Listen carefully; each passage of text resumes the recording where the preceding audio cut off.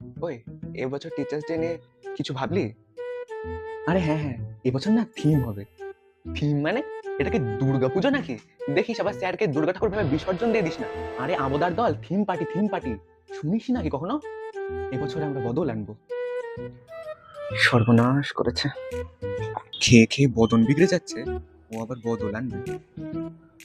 সে তোরা বদল চাইছিস, বদলে দিচ্ছিস, দেখি শুধু যেন টিচার্স ডেটা হয়।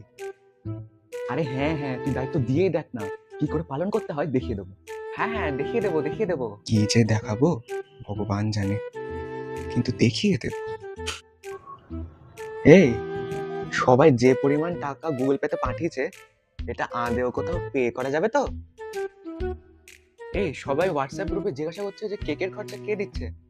কে আবার দেবে? এমনি টাকা দিচ্ছে না, আবার কেকের খরচা ওই চাঁদার টাকা থেকেই যে করে হোক বার করতে হবে। চাঁদা? আরে ওই একই হলো একই হলো, ছাড় তো। ও সব কেক টেক বাদ দে, আগে বল তোর থিমের কি হলো?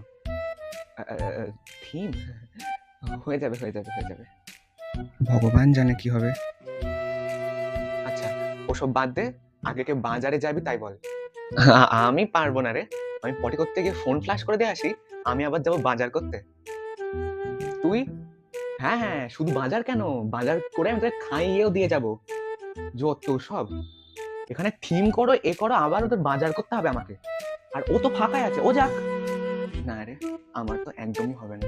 আসলে আমার বাবা প্রেগনেন্ট, এই মা প্রেগনেন্ট তো, তাই আমার তো কোনো মতেই সম্ভব না। ও মা, তোর মা প্রেগনেন্ট তো তোর কি? তুই কি তোর মার সারোগেট মাদার হবি নাকি? দুধ তেরিকা, আবোদা সব এক একটা, ছাড় তো ছাড়, কিছু করতে হবে না, বেরোতে এখান থেকে।